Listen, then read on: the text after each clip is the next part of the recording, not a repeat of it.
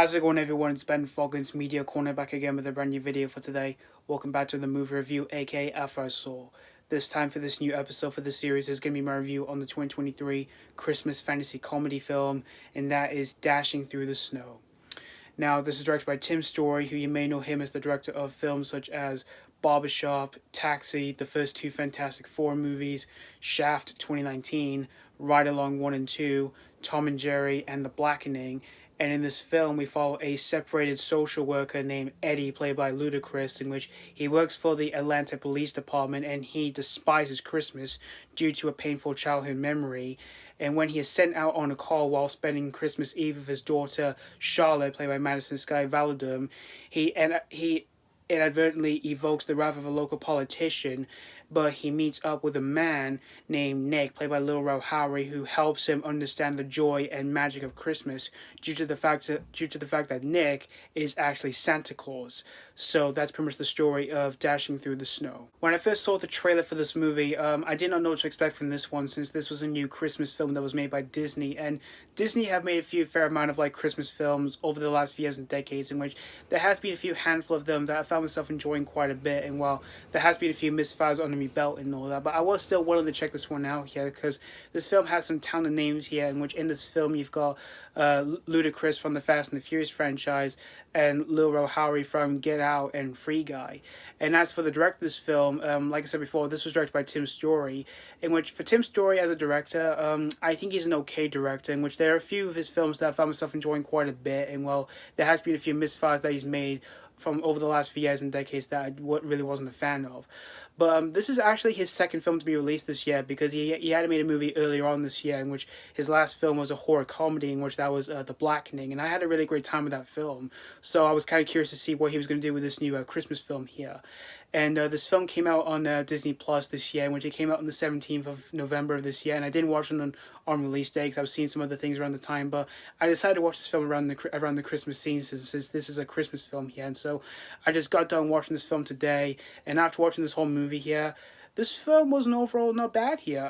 This was an overall not bad of a watch here, although I wouldn't say this is like a next new Christmas classic or anything like that, but this was overall a decent Christmas film here. The things that I liked in this movie here was the acting. Like Ludacris, I thought he was pretty solid in the movie here as Eddie, and the way he plays out his character in this movie here is a bit different here, even though he's this character who just really despises Christmas and all that. He's not like Ebenezer Scrooge or the Grinch or anything like that. He's just a guy who just doesn't believe in Santa or anything at all, really.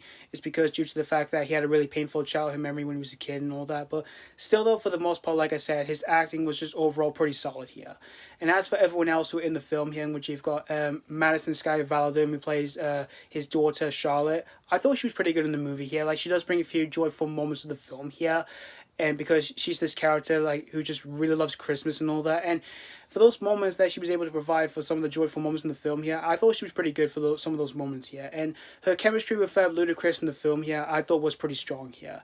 And you've got as well in the film Teyonah Parris, who plays Eddie's ex-wife. I thought she was pretty solid in the movie here, although she's not in the movie that much here. And you've got, of course, Lil Howery, who plays Nick, or Santa Claus. He was pretty fun and entertaining in the movie here. And his interaction with Ludacris and Madison Skye Validum, I thought was pretty fun and entertaining here. And as for everyone else who were in the film here, I thought they were all pretty solid for the most part here, for the performances here, for the characters here.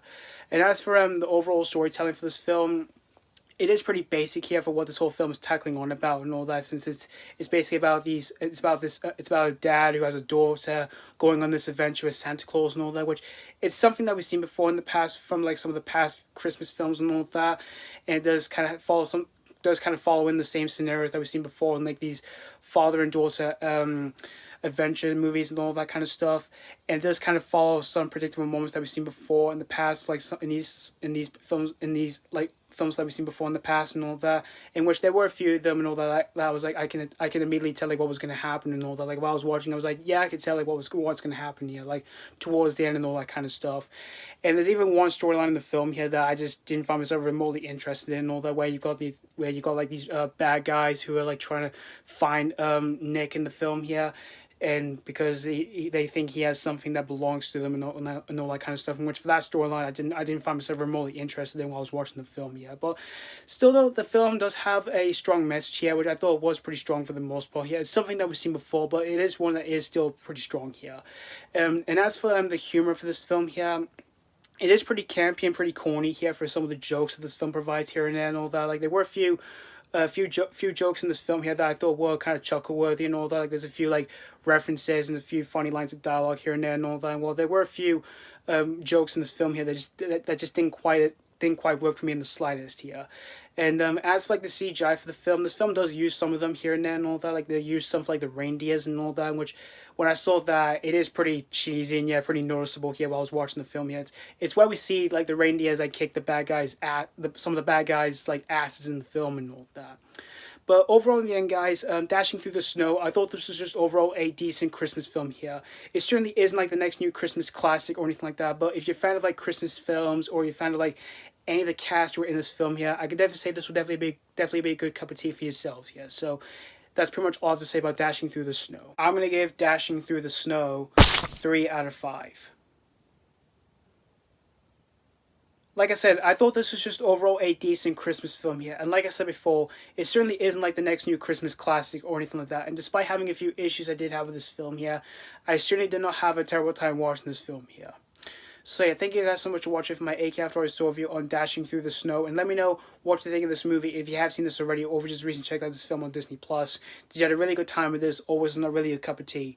As always, thank you guys so much for watching. And this has been Falcons Media Corner signing off.